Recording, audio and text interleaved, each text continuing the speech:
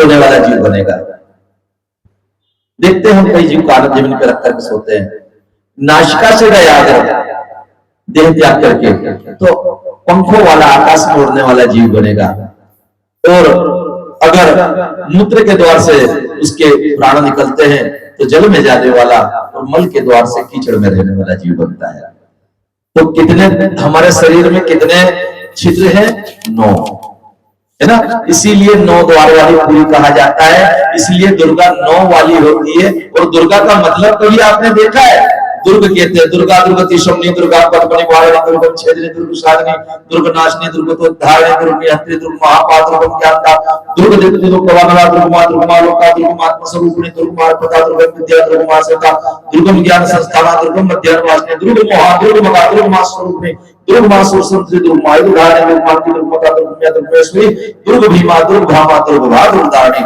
हम दुर्गा मां के जो 32 नाम लेते हैं, वो 32 नाम के साथ में दुर्गा जिसको कहा जाता है, जो दुर्ग की रक्षा करती है। और ये शरीर भी एक दुर्ग है, 9 द्वार वाला दुर्ग है। ये 9 द्वार से हम, यानी ये शरीर जो हमारा आवरण है ना, इन 9 द्वारों से हम बाहर जाते हैं। हम कान के साथ शब्दपुर पे जाते हैं, शब्द सुनने के लिए जाते हैं। आंखों के साथ दर्शनपुर जाते हैं, दर्शन करने के लिए जाते हैं। नासिका के साथ हम सुगंधपुरी जाते हैं। स्पर्श के साथ हम छुआपुरी जाते हैं। इस प्रकार से शरीर के भागवत में बहुत गहराई से समझाया हुआ है। श्रीमद् भागवत में, श्रीमद् भागवत में पुरंजन की कथा आपने यदि सुनी हो कभी, कि पुरंजन 9 द्वार वाली पुरी में रहता है और उस पुरी की रक्षा एक 5 फन वाला सांप करता है। वो 5 फन वाला सांप हमारी सांसें है। जो ये ग्रंथों में जो भाषा लिखी गई है ना, इसको समझने के लिए कौन सी स्थिति होना, इसको समझने के लिए जैसे हम लोग जो बैठे हुए हैं वो अन्न में अन्न खाते हैं और अन्न जैसा दिमाग है हमारे पास में। कुछ लोग साधना करते हैं तो वो लोग थोड़ा सा प्राण की अवस्था में रहते हैं, उनकी बातों में भी मजबूती रहती है। कुछ लोग और ऊपर चले तो मन की स्थिति में आते हैं, उनका मन भी मजबूत रहता है। जो मन से सोच लिया वो कर डालते हैं। तो इसके ऊपर चले तो वो विज्ञानमय कोश होता है। 5 कोश हमारे शरीर में होते हैं तो वो विज्ञानमय कोश होता है। और जो विज्ञानमय कोश की साधना प्रवेश कर जाता है, या विज्ञानमय कोश जिसका जागृत हो जाता है, वो एक ग्रंथों की भाषा समझ पाता है। अर्थात ग्रंथों में जो भाषा लिखी है, जो हमारे ऋषियों ने कहानियां लिखी है, ये दिखने को कहानी दिखती है लेकिन इनमें रहस्य भरे हुए। वो रहस्य हर व्यक्ति नहीं समझता। जिसका विज्ञान में कोश जागृत होगा वो रहस्यों को समझने का प्रयत्न करता है और उसके सामने ये ग्रंथ अपना रहस्य प्रकट करते हैं। हर किसी के सामने नहीं करते, हर किसी के सामने तो कहानी बन के रहेंगे, हर किसी के सामने कहानी रहेंगे। लेकिन जो उस अवस्था में पहुंचेगा उसके सामने फिर रहस्य निकाल के देंगे। फिर आध्यात्मिक, फिर सामाजिक, फिर शारीरिक और फिर उसके बाद में सर्व जगत, इस प्रकार की कथाएं निकलती है। तो जो ये पुरंजन की कथा पे आती है ना 9 द्वार वाली, वैसे हमारे शरीर में ये 9 द्वार है। और इस 9 द्वार के ऊपर ये है हमारा आज्ञा चक्र। और जब आज्ञा चक्र हमारा ऊपर है तो ये 9 द्वार से जो ऊपर चला गया व्यक्ति का जीव, आपने देखा होगा ना, घी लेकर जाते हैं कपाल क्रिया करने के लिए, है ना। बताते हैं कि कपाल क्रिया करी सर फोड़ करके, यानी उसमें घी डाल देते सर के ऊपर। वो इसीलिए की जाती है कि यहां पर भी अगर जीव अटक गया तो फिर वो जीव वापस नीचे के द्वारों से, यानी वो संसार में नहीं आता, वो संसार में नहीं आता। इसीलिए कहा कि काशी मर्द जीव अविनाशी, या काशीपुरी है। ये काशीपुरी में अगर तुम पहुंच गए, वो काशीपुरी में पहुंचे उसका कोई भरोसा नहीं, लेकिन शरीर के साधनाओं के द्वारा अगर इस काशीपुरी में पहुंच गए तो इन 9 द्वारों से तो बच गए तुम। फिर दोबारा नहीं आना। फिर भगवान शिव तुम्हारे को आज्ञा देंगे और तुम्हारे को मोक्ष प्रदान करेंगे। बोलो सीताराम। आज समझ आया ओरिजिनल काशीपुरी कहाँ है? समझ आया काशीपुरी कहाँ है? ये जो हमारे को दिखाया जा रहा है ना, ये सारा हमारे शरीर में है। मैंने पहले दिन आपसे निवेदन करा था कि 5 तत्व है कि नहीं आपके अंदर। शरीर गर्म रहता है, यानी अग्नि भी है, कि कहीं भट्टी लगा के रखी है, भट्टी से गर्म करके लाते हैं। पसीना आता है, यानी पानी भी है। आंसू आते हैं, पानी भी है। शरीर में खाना खाओ तो एक थाली भर के पूरा अंदर चले जाता है ना, कहीं पोला भी है, आकाश भी है। अगर पोला नहीं हो तो भूसा ही नहीं अंदर, इसका मतलब आकाश तत्व भी है। और अगर ये तीन तत्व है तो हम बैठ पाते हैं एक जगह, तो इसका मतलब अगर मान लो इसमें भूमि तत्व नहीं हो तो जैसे अगर पानी को पन्नी में लो और पन्नी में छेद कर दो तो फैल जाता है ना। अगर भूमि तत्व नहीं हो तो जहां पे बैठे वही फैल जाए शरीर। तो भूमि तत्व है तो एक जगह रुका भी रहता है, रुका रहता है ना, हम जितनी जगह में बैठे उतनी जगह में बैठते हैं। अगर मान लो इसमें भूमि तत्व नहीं हो तो पानी ऐसा फसल जाए जहां भी कहीं पर भी। तो ये पांचों तत्व हमारे शरीर में, तो पांचों तत्व है तो इसका मतलब हमने बताया था कि 9 ग्रह भी है। तो 9 ग्रह हमारी कुंडली में है कि नहीं है? तो 9 ग्रह भी है, 5 तत्व भी है। तो इसका मतलब ये कि हम भी कोई छोटे मोटी हस्ती नहीं है। बस बात ये है कि भूल गए खुद को। बोलो सीताराम। छोटी मोटी हस्ती है क्या? मैं एक सच्चाई बताऊं आपसे, सच्चाई है इस संसार में जो कुछ भी हो रहा है आप उसके क्रिएटर हो, रचनाकार हो आप अपने संसार के। बस बात यह है कि जैसे भगवान की कथा हम समझ रहे हैं ना, तो ये हम समझ गए कि भगवान ने अपना प्रारब्ध इस प्रकार से बनाया और लीला करी। वैसे प्रारब्ध आपने और हमने भी बनाया है, लेकिन हम लीला करने की बजाय ना, लीला करने की बजाय हम इसमें क्या होगा, फंस गए। तो हमको समझ में आता है कि हमको ऐसे ही चलना पड़ेगा, जबकि लीला हम भी कर सकते हैं, जाग जाए। और एक और चीज, हमने जैसे कर्ण ने हमेशा विक्टिम बना रहा, हमेशा शिकायत करते रहा, तो जब हमने शिकायत करना शुरू करी तो प्रकृति हमको शिकायत का अवसर देती है। और अगर हम धन्यवाद करना शुरू करेंगे तो प्रकृति हमको क्या देगी?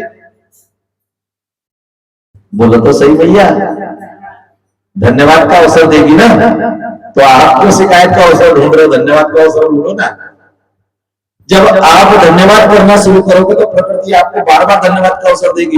एक बात बताना, कभी कभी आप लोग कहीं जाते आते नहीं है, बहुत वर्षों कोई वस्त्र नहीं खरीदा, और जब बहुत वर्षों सोचते सोचते कभी मौका आता तो इकट्ठे बहुत सारे आए थे ना कपड़े। क्यों? वो यही कि आपने सोचा, उस समय नहीं आ पाए, लेकिन जब ब्रेक खुला तो लगातार चले आ रहे हैं। तो वैसे ही हम खुद परेशानियों की तरफ देखते हैं, तो हमारी दृष्टि परेशानियों की तरफ जाती है, तो परेशानियां ही बढ़ने लगती है। हम ये देखें कि अच्छी अच्छी चीज क्या है, उसके लिए थैंक यू बोलना शुरू करें, तो जो बुरी चीज है ना वो भी भग जाएगी। उन्होंने कहा नहीं, ये तो अच्छी को थैंक यू बोलता है। जैसे अगर मान लो इतनी बड़ी क्लास है, इसमें 10 जनों में से अगर मान लो 50 जन बैठे और 10 जन से दोस्ती करना है, और शर्त ये हो जाए कि भाई जो अच्छे लोग हैं उनसे दोस्ती करेंगे, तो जिसको हम धन्यवाद करेंगे तो बाकी लोग भी कोशिश करेंगे कि नहीं हम भी धन्यवाद की श्रेणी में आए।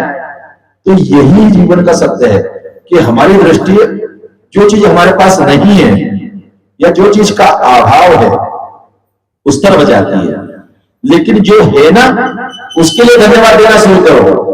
अगर आप देखोगे तो आपके पास इतना है कि भगवान को दिन भर धन्यवाद देने के लिए कम पड़ जाएगा। दिन भर वो एक कहानी आपने सुनी होगी ना कि एक आदमी बोलता है कि प्रभु मेरे पास तो कुछ भी नहीं है, ऐसा वैसा।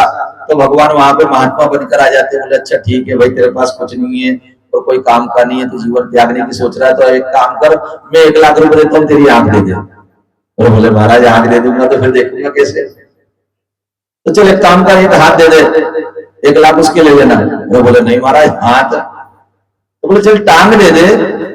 और नहीं महाराज बोले टांग भी नहीं दे सकता। तो बोले काम कर जीभ काट के दे दे।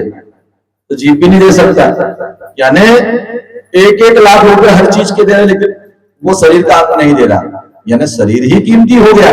और फिर शरीर से मिले हुए ये बंधन जो रिश्ते कहलाते हैं, पुत्र पुत्री, घर द्वार, तो जब आप उस तरफ देखोगे 2 चीजें हैं संसार में।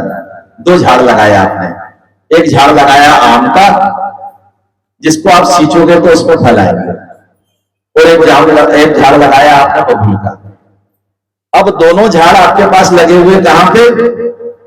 आपकी सोच में। एक आम का झाड़ लगा हुआ है आपकी सोच में जो फल देगा, और एक झाड़ लगा बबूल का। लेकिन आप जब देखो जब बबूल में पानी डालकर आ जाते हो, बोलो सीताराम। तो कौन बढ़ेगा? कौन बढ़ेगा? बोलो तो सही। तो फिर कौन से झाड़ में पानी डालना है? तो फल मिलेंगे। तो आज से एक बात कोशिश करें भाई, देखो इतने साल से माया ने परेशान करके रखा, महाराज एक रोज में मुक्त करा नहीं सकेंगे। करा सकते हैं क्या? इतने साल से परेशानी देखने की आदत पड़ी है, तो क्या एक रोज में इतनी सब चीजें बदल जाएगी? लेकिन कोशिश तो की जा सकती है, कोशिश तो की जा सकती है। तो प्रयास करें। जब आप प्रयास करेंगे ना, तो आपको अच्छा देखने की आदत पड़ेगी। जब अच्छा देखेंगे तो अच्छे को धन्यवाद देंगे, और धन्यवाद देने के बाद में आपके साथ अच्छा होना शुरू होगा। और जब अच्छा होना शुरू होगा तो एक के बाद एक लाइन लग जाएगी। बोलो सीताराम। भगवान श्री राम जी ऋषि मुख पर्वत की तरफ चले, आगे चले बहु लगवाया, ऋषि मुख पर्वत नहीं हराया। और जब भगवान उस पर्वत की तरफ चलने लगे, तब सुग्रीव ने, जो उसके दूत थे, उन दूतों ने सुग्रीव को जाकर के कहा कि महाराज, कोई दो राजकुमार आ रहे हैं, और मुझे ऐसा लगता है कि ये राजकुमार जो है ना, ऋषियों का वेश तो धारण किए हुए हैं, लेकिन क्या स्थिति है कि वेश ऋषियों का धारण किया है, लेकिन लेकर के क्या चल रहे हैं? धनुष और बाण।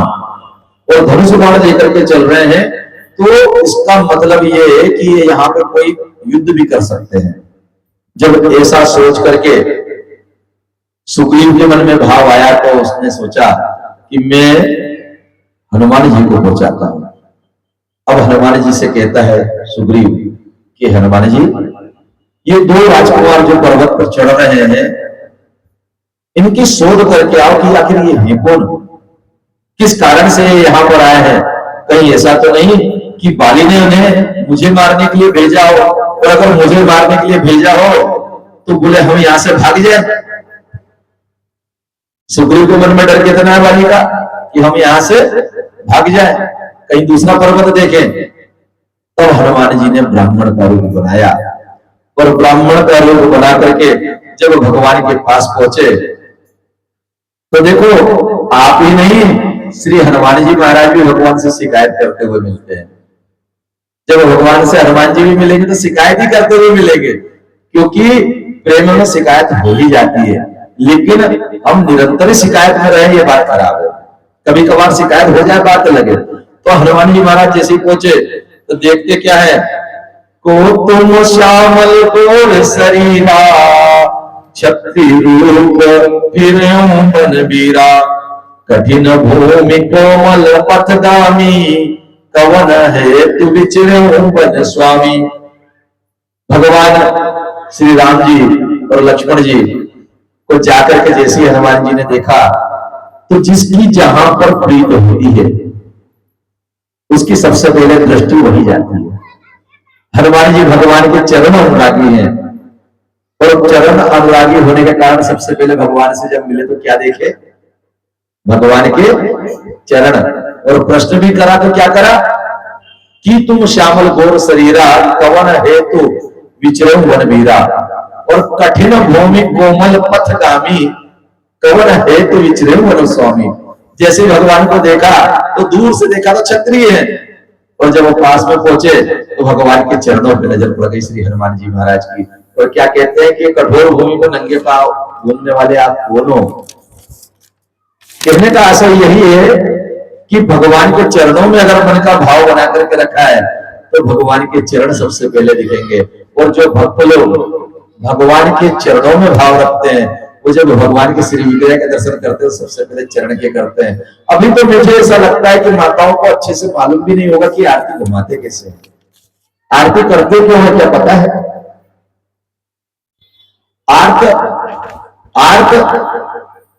आर्त का मतलब होता है दुख। आर्त का मतलब क्या होता है? दुख। और आरती को क्या कहते हैं? आरारती, दुखों को दूर करने वाले। अब भगवान के दुखों को दूर करने के लिए हम प्रेम के वश होकर के भगवान के दुख दूर करने के लिए आरती उतारते हैं। जैसे किसी की नजर उतारते हैं ना, वैसे हमको भगवान इतने प्यारे लग रहे हैं कि हम भगवान की, इतने सारे लोगों ने देखा तो लग गई नजर, तो उनकी नजर उतार रहे हैं आरती के माध्यम से। कि इतने सारे लोगों ने ना जाने कैसे कैसे भाव से देखा, रघुनंदन से क्या क्या किसने बोल दिया, हो सकता किसी ने पहाड़ लाने का बोल दिया। तो ऐसे बड़े बड़े काम भगवान को कोई बता देते हैं। राम जी तो हमारे इतने सरल है कि फूल चुनने में पसीना आ जाता है उनको, और कोई बड़े बड़े काम बता देते सारे संसार के लोग। तो फिर हम क्या करते हैं, आरती करते हैं। और जब आरती करते हैं तो सबसे पहले आरती कहां से प्रारंभ की जाए? चरणों से। भगवान के चरणों से आरती करते हैं। कितने बार आरती चरणों पे घुमाते हैं, कितने बार आरती दाहिने अंग पे, कितने बार बाएं अंग पे, कितने बार मुखार बिंद पे, कितने बार पूरे शरीर पे घुमाई जाती है, इसके बारे में ज्ञान है तो कभी कथा निकलेगी तो बताएंगे। आज की कथा बहुत बड़ी है, इसलिए हम कथा में पुनः प्रवेश करते हैं कि यहां भगवान के चरणों को श्री हनुमान जी महाराज ने देखा, और हनुमान जी महाराज ने जब चरणों को देखा तो प्रश्न भी चरणों का ही करा कि आप कोमल कोमल चरणों से कठोर भूमि पर क्यों विचरण कर रहे हैं। जब इस प्रकार से पूछा, मृदुल मनोहर सुंदर दाता सहत कुशवन आपत बाबा। आप इतने सुंदर हैं और उसके बाद में ऐसे नंगे पांव वल्कल वस्त्र धारण करके, क्षत्रिय रूप धारण करके इस कठोर बियाबान जंगल में कहां भ्रमण कर रहे हैं? तुम कौन हो? नर नारायण हो कि तुम तीनों भगवान के समन्वित रूप हो कि ब्रह्मा विष्णु महेश हो? कौन हो? हनुमान जी के मन में यह भाव आ रहा है, जग कारण कारण भव भंजन धरणी भार कि तुम अखिल भुवनपति लीन मनुज अवतार। और एक बात आपसे मैं निवेदन कर दूं कि व्यक्ति के कर्म गुण के अनुसार आपका भाव अपने आप ही उसके प्रति बनने लगता है। जैसा व्यक्ति का आचरण और चरित्र होगा, आप उसकी तरफ वही दृष्टि से देखना शुरू कर दोगे। अच्छे व्यक्ति की तरफ देखने से आपके मन में यह भाव आएगा ठीक आदमी है, और कोई ऐसा व्यक्ति होगा जो उत्पात करे तो आपके मन में भी भाव आ जाएगा इससे ज्यादा बात नहीं करना, या इससे दूर ही बैठो। क्यों? क्योंकि सब लोग एक दूसरे के बारे में जानते, सब मानव है। हनुमान जी महाराज के मन में विचार आया, हनुमान जी के क्या कहते हैं कि क्या तुम संसार का भार उतारने के लिए आए हुए भगवान ही तो नहीं हो? क्या तुम इस संसार का भार उतारने के लिए आए हुए भगवान ही तो नहीं हो? क्या तुम अखिल भुवनपति हो? सारे संसार के भगवान तुम ही हो क्या? हनुमान जी पूछ रहे हैं। अब श्री रामचंद्र जी उत्तर देते हैं, क्या कहते हैं? कौशलेश दशरथ के जाए हम पितु वचन मानि बन आए। हम कौशलेश महाराज दशरथ के बालक हैं और पिताजी का वचन मान करके हम वन में आए हैं। साथ में अपना नाम बताते हैं कि मेरा नाम राम है और मेरे छोटे भाई का नाम लक्ष्मण है। हमारे साथ में एक स्त्री थी जो मेरी अर्धांगिनी थी। यहां वन में निश्चय ने उसका अपहरण कर लिया है।